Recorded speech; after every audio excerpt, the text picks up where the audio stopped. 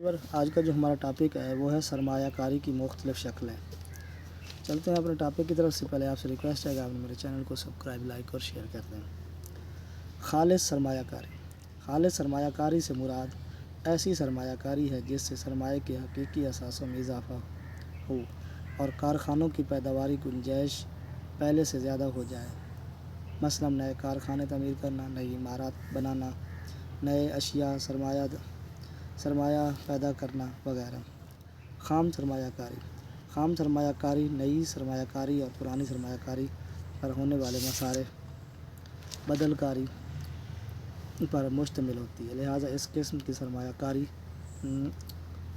کاری نئی بھی ہوتی ہے جو کہ ملک کے اثاثوں میں اضافے کا باعث بنتی ہے، جن نئے کارخانے قائم کرنا وغیرہ، اور اس کے علاوہ وہ کارخانے جو پہلے سے قائم ہوں ان کو چالو حالت میں رکھنے کے لیے جو توڑ پھوڑ کے اخراجات وغیرہ برداشت کرنا پڑتے ہیں، وہ بھی خام سرمایہ کاری کے زمرے میں آتے ہیں، کیونکہ اس قسم کے اخراجات سے ملک کے اثاثے اگر بڑھتے نہیں تو کم از کم وہ اپنی اصلی حالت میں موجود رہتے ہیں اور ان میں کوئی کمی واقع نہیں ہوتی۔ حقیقی سرمایہ کاری اور مالی سرمایہ کاری۔ حقیقی سرمایہ کاری وہ ہوتی ہے جس سے ملک کے اثاثوں میں اضافہ ہو، یعنی کوئی نئی چیز وجود میں آئے، نیا کارخانہ یا مکان تعمیر کیا جائے، لیکن ایسی سرمایہ کاری جو کسی فرد کے نقطہ نظر سے تو سرمایہ کاری ہو، لیکن قومی طور پر اس سرمایہ کاری سے ملک کے اثاثوں میں کوئی اضافہ نہ ہو، اس قسم کی سرمایہ کاری کو محض مالی سرمایہ کاری کہتے ہیں۔ مثلاً کوئی شخص بنا بنایا مکان خرید لے یا کوئی پہلے سے تیار شدہ کارخانہ خرید لے یا کسی پرانی مشترکہ سرمایہ کی انجمن کے حصص خرید لے تو وہ اس شخص کے نقطہ نظر سے سرمایہ کاری ہوگی، کیونکہ اس نے کاروبار میں سرمایہ لگایا ہے، اور لیکن قومی طور پر وہ سرمایہ کار نہیں کہلائے گی، کیونکہ اس شخص کی سرمایہ کاری سے ملک میں کسی اثاثے کا اضافہ نہیں ہوا۔ فرق صرف اتنا ہے کہ اس شخص نے کاروبار میں سرمایہ لگا دیا، لیکن کسی دوسرے شخص نے کاروبار سے سرمایہ نکال لیا ہے۔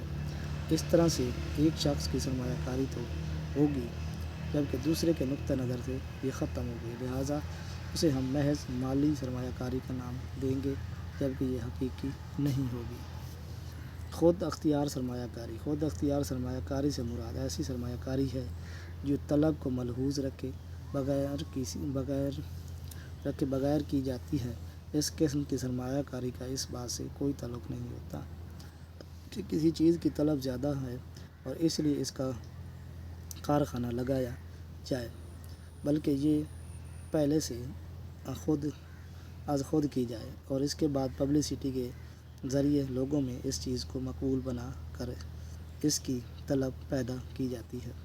مثلاً پاکستان میں جب شروع میں کھاد کے کارخانے قائم کیے گئے تو اس وقت اس کی قطعاً طلب نہیں تھی، لوگ مصنوعی کھاد کے نام سے واقف نہیں تھے، لیکن بعد میں حکومت نے ان لوگوں کو اس سے روشناس کرایا اور اس کی طلب پیدا کی۔ اس قسم کی سرمایہ کاری کا آمدنی سے کوئی تعلق نہیں ہے۔ آمدنی خواہ بڑھ رہی ہو یا کم ہو رہی ہو، یہ سرمایہ کاری معین رہتی ہے۔ اس کی وضاحت ہم درج ذیل گوشوارے سے کرتے ہیں۔ ترغیب یافتہ سرمایہ کاری۔ ترغیب یافتہ سرمایہ کاری سے مراد ہے کہ جب کوئی سرمایہ کار کسی شے کی بڑھتی ہوئی طلب سے راغب ہو کر سرمایہ کاری کرے، مثلاً اگر کسی ملک میں گھی، چینی یا سیمنٹ کی طلب میں اضافہ ہو رہا ہو اور ان کی قیمتیں بڑھ رہی ہوں، تاجروں کے نزدیک ان اشیاء کو پیدا کرنے والے کارخانے زیادہ منافع بخش نظر آ رہے ہوں گے اور بعض کارخانے داروں کی مستقبل کی توقعات زیادہ نفع بخش ہوں گی، تو اس طرح سے جو سرمایہ کاری میں اضافہ ہوتا ہے اسے ترغیب یافتہ یا راغبانہ سرمایہ کاری کہتے ہیں۔ اس قسم کی سرمایہ کاری آمدنی کا تفاعل ہوتی ہے، یعنی آمدنی کے بڑھنے سے اس میں اضافہ ہوتا ہے اور آمدنی کے کم ہونے سے یہ کم ہو جاتی ہے۔ غرض یہ کہ ترغیب یافتہ سرمایہ کاری لچکدار ہوتی ہے۔ آج تک اتنا، نیکسٹ ویڈیو ملتے ہیں۔